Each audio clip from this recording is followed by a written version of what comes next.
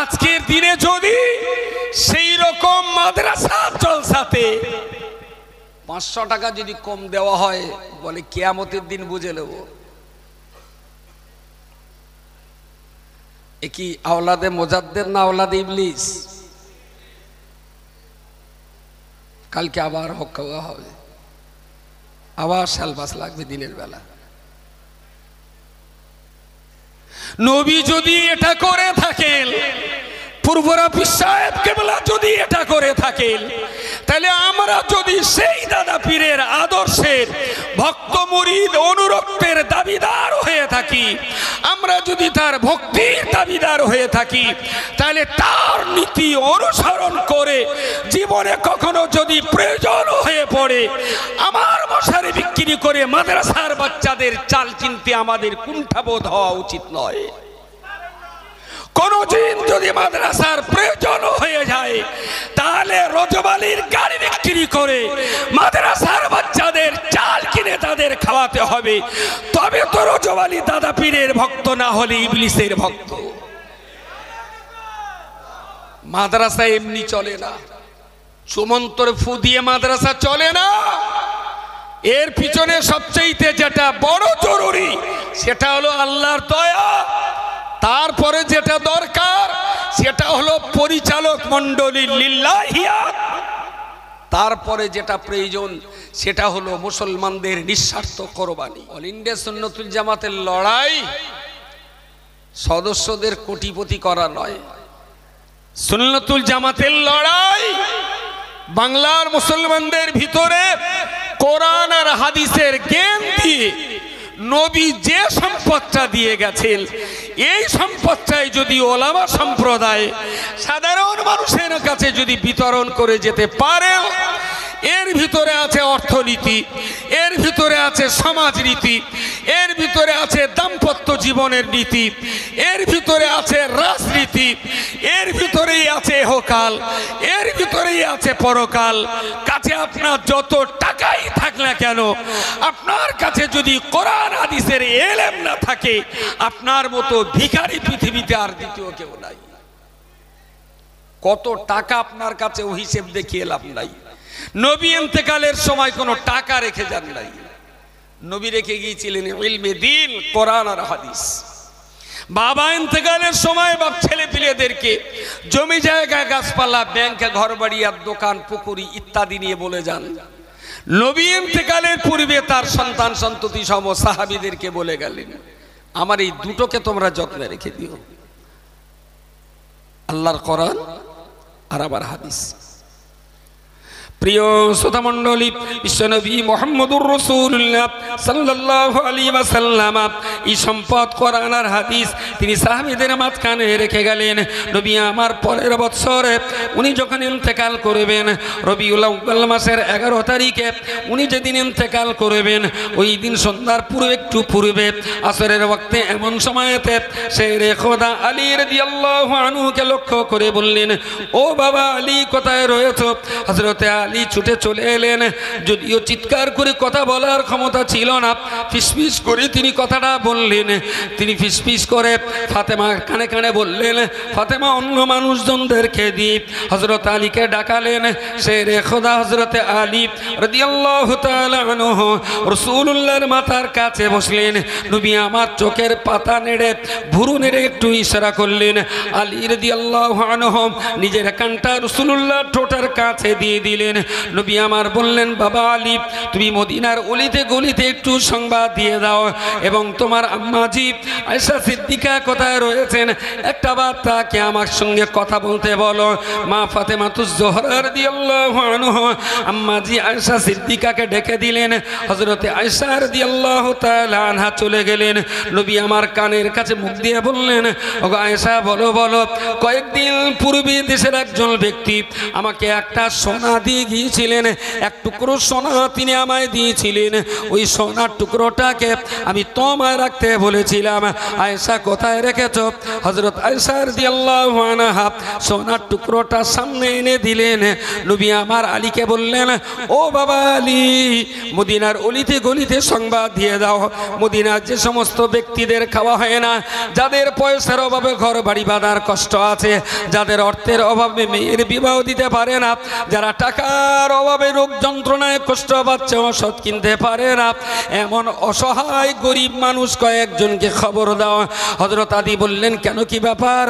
নবী আমার বললেন, আলী রে, এই যে সোনার দলাটা কয়েকদিন পূর্বে মানুষ আমার দিয়ে গিয়েছিলেন, আমি এই সোনার টুকরোটা টুকরো টুকরো করে মদিনার গরিব দুস্থ এতিমদিগকে বিতরণ করে দিয়ে আমি মুহাম্মদুর রাসূলুল্লাহ দুনিয়া ছেড়ে ইন্তেকাল করতে চাই।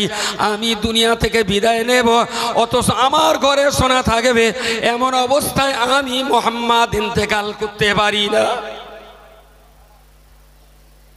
হযরত আলীকে বললেন, খবর দাও। আলী বললেন, ইয়া রাসূলুল্লাহ, আপনি অসুস্থ, এই অবস্থায় কঠিন কষ্টের ভিতরে আপনি সময় কাটাচ্ছেন, এই কাজটা পরে আমরা করে দেব, আপনি টেনশন নেবেন না, এই সোনার এক টুকরো আমরা খাবো না, সবটাই গরিবদের দিয়ে দেব।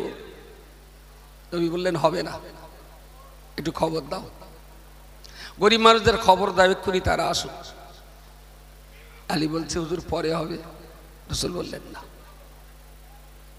আল্লাহ নবী মুহাম্মদুর রাসূলুল্লাহ সাল্লাল্লাহু আলাইহি ওয়াসাল্লাম আলীকে পুনরায় সেই আগের দিনের পুরনো কথাটা আবার একবার শুনিয়ে দিলেন। বাবা আলী, আমি আল্লাহর কাছে বারবার করে দোয়া করতাম, আল্লাহুম্মা আহইনি মিসকিনা ওয়া আমিতনি মিসকিনা ওয়াহশুরনি ফি জুমারাতিল মাসাকিনা। ওগো আলী, তুমি কি আমার সঙ্গে এই দোয়ায় শামিল হওনি? আমি আল্লাহর কাছে ফরিয়াদ করে বলতাম, আল্লাহুম্মা আহইনি মিসকিনা, আল্লাহ আমি মুহাম্মদ ইবনে আব্দুল্লাহ, যতদিন পর্যন্ত তুমি আমায় বাঁচিয়ে রাখবে, আল্লাহ আমি মুহাম্মদকে কোনোদিন যেন বড় লোক হতে না হয়। আল্লাহ তোমার নবী মুহাম্মদকে তুমি মরণ পর্যন্ত গরিব করে বাঁচিয়ে রাখো। সুবহানাল্লাহ বলেন। যারা উঠছেন, যদি ওযু ইস্তেঞ্জা বা খাওয়া যে কোনো কারণে যদি ওঠেন, এক চান্সে ওঠেন, যার যা ওঠার উঠে যান, এরপরে আর উঠবেন না, প্লিজ, আমি অনুরোধ করছি। যাদের যা ওঠার একান্ত প্রয়োজন হলে উঠুন, আমি রাগ করবো না। অনেক সময় বসে রয়েছেন, কষ্ট তো হতেই পারে, উঠতে পারেন, তবে টুপটাপ টুপটাপ করে উঠবেন না। খেতে নাঙল চষে যদি গাই এড়ে গরু প্রত্যেক পাখে পাখে যদি হিসু করে না, ঘোড়ার ডিম নাঙল চষায় গয় না। হাফ কাটা জমি চষে রাখবো, ওই ফাঁকে একটু হিসু করে নেবে, কোনো সমস্যা নেই। কিন্তু প্রত্যেক পাকে পাকে যদি এড়ে গরু হিসু করে, ওতে ঘোড়ার ডিম নাঙল চষে বসায় না।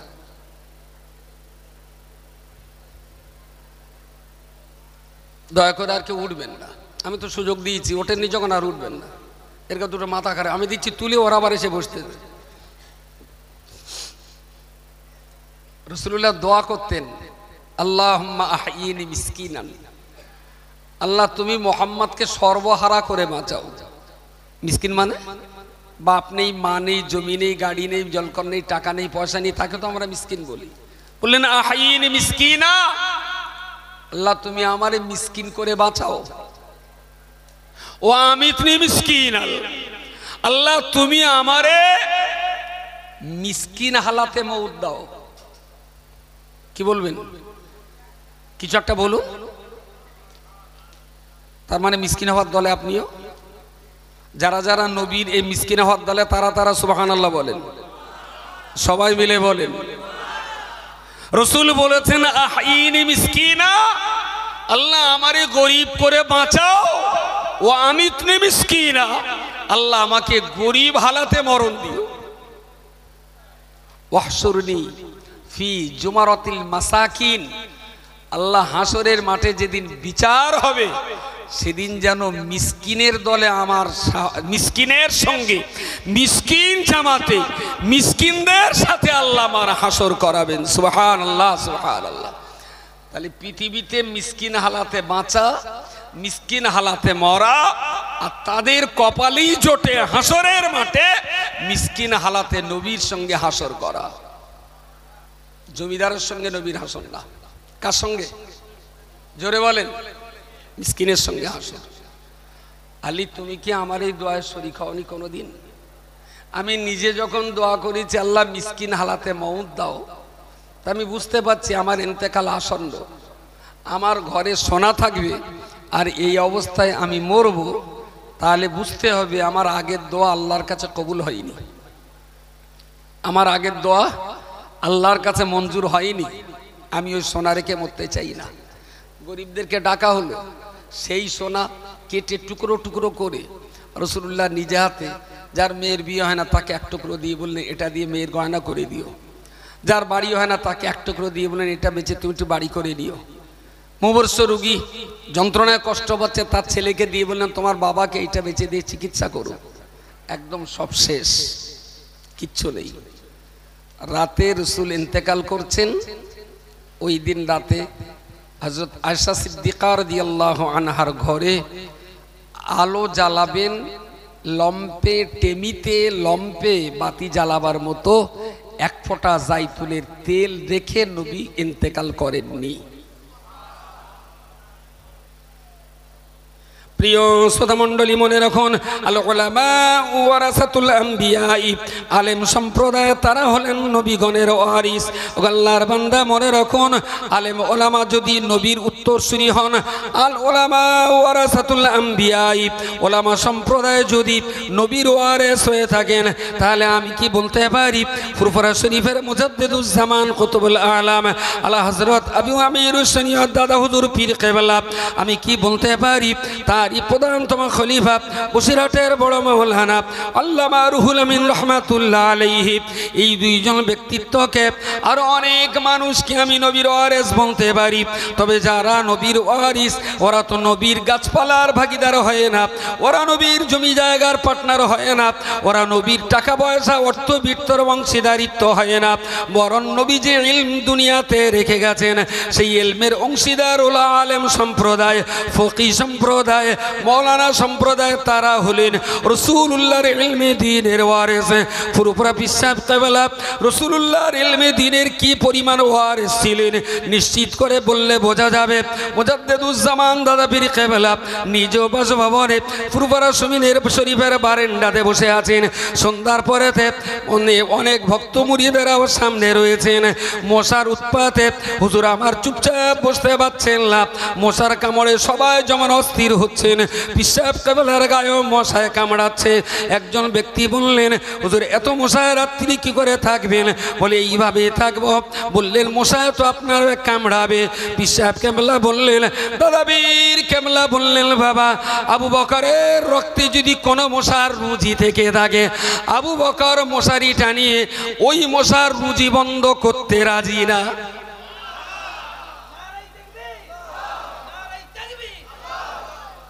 কথাটা কি খুব হালকা ওজনের কথা? বললেন হুজুর সারাদিন আপনার কষ্ট, মেহনত, পরিশ্রম, একটু তো আরাম করে শোয়াটাও তো দরকার, তো এত মশার উৎপাতে আপনি শোবেন কিভাবে? আমরা একটা মশারি কিনে দেব। বললেন মশারি কেনার টাকা তোমাদের আছে? বলে জি। পিসাব কেবলা বললেন, বাবা তোমরা আমায় মশারি কিনে দিলে মশা আমার আর কামড়াতে পারবে না, আমার দেহের রক্ত তারা আর পান করতে পারবে না। তবে বাবা এটা তোমরা মনে রেখো, আবু বকরের দুপোটা রক্ত যদি মশায় খেয়ে নেয় তাতে আল্লাহর দ্বীনের কোনো ক্ষতি হবে না, ইসলামের কোনো ক্ষতি হবে না।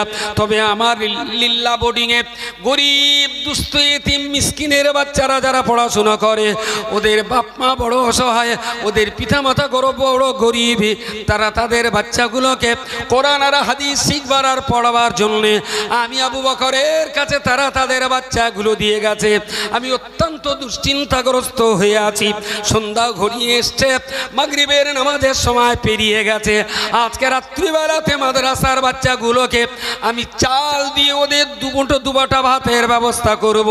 ওদের ভাতের জন্য আজ রাত্রিবেলাতে আমি আবু বকর চাল অন্বেষণ করতে পারিনি, আমি এখনো চালের সংস্থা করতে পারিনি। যে টাকা দিয়ে আবু বকরের মশারি কিনে দেওয়ার কথা বলছিলে, ওই টাকায় আমার মশারি না কিনে আমার মাদ্রাসার বাচ্চা কটার জন্যে আজকে রাত্রিবেলা খাওয়ার জন্যে অন্তত 10টা কেজি চালের ব্যবস্থাটা তোমরা করে দাও। রসুল ইন্তেকাল করছেন নিঃস্ব মিসকিন হালাতে। দাদা পীর কেবলাকে বলা হলো মশারি কিনে দেই, মশার কামড়ে বাঁচবেন।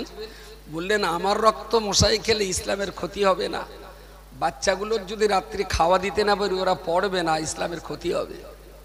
আমার মশারি দিতে হবে না বাবা, ওদের একটু রাত্রের খাবার দুটো চালির ব্যবস্থা করে দাও। এই তো পীর নাকি বলেন, এই তো মুজাদ্দিদ, এই তো কওমের খাদেম। হযরত ওমর রাদিয়াল্লাহু আনহুকে বিদেশি মানুষেরা যখন আসতেন ওমরকে চেনা যেত না, চেনা যেত না। অনেক বিদেশি রাজা রাজদের প্রতিনিধিরা এসে ওমরের সঙ্গে দেখা করে বলতেন যে আমরা এসছি অমুক সম্রাটের পাঠানো প্রতিনিধি, মদিনার বাদশা ওমরের সঙ্গে সাক্ষাৎ করতে এসছি, তা আমাদেরকে একটু বলবেন ওমর কোথায় আছেন? ওমর রাদিয়াল্লাহু আনহু বলছেন আমার সঙ্গে বলুন। তা বলছেন আপনার সঙ্গে বলা যাবে না। বলছেন কেন? বলছে আমরা মদিনার বাদশার সঙ্গে কথা বলবো।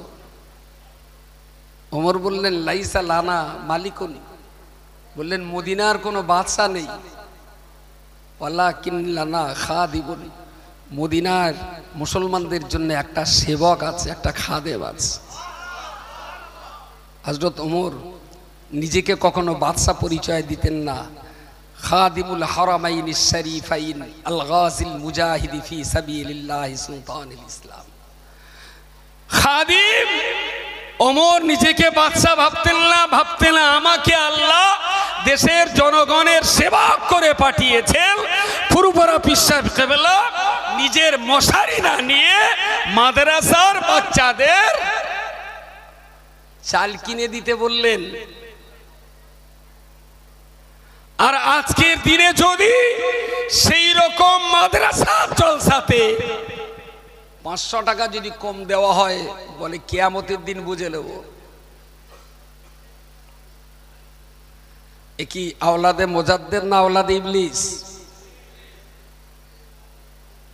কালকে আবার হক খাওয়া হবে, আবার শালবাস লাগবে দিনের বেলা।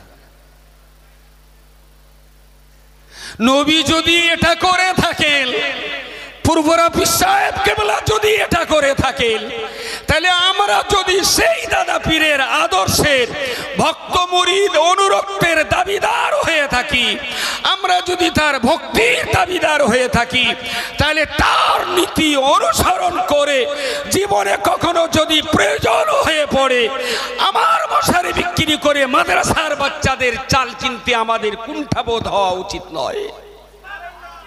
কোনদিন যদি মাদ্রাসার প্রয়োজন হয়ে যায় তাহলে রজবালির গাড়ি বিক্রি করে মাদ্রাসার বাচ্চাদের চাল কিনে তাদের খাওয়াতে হবে, তবে তো রজবালি দাদা পীরের ভক্ত না হলে ইবলিসের ভক্ত। মাদ্রাসা এমনি চলে না, চুমন্তরে ফু দিয়ে মাদ্রাসা চলে না। এর পিছনে সবচেয়ে যেটা বড় জরুরি সেটা হলো আল্লাহর দয়া, তারপরে যেটা দরকার সেটা হলো পরিচালক মণ্ডলী লিল্লাহিয়াত, তারপরে যেটা প্রয়োজন সেটা হলো মুসলমানদের নিঃস্বার্থ কোরবানি। এই তিনটের ভিতর দিয়ে একটা প্রতিষ্ঠান পরিচালিত হয়। গালিগালাজ তো প্রচুর শুনেছি, ক্ষতি কিছু হয়েছে আল্লাহর রহমতে? ক্ষতি বরণ। সুতরাং যাতে লাভ হয় সেই ব্যবসা কেউ ছাড়ে, তাই না? কালকে তো আবার কিছু গাল খেতে হবে, তাতে লাভ। এটা তোমার ব্যবসা, তুই গাল দিলে যদি আমার লাভ হয় তাহলে যা বললি তুই গাল দিস তাই বল, এটা আমার ব্যবসার মূলনীতি।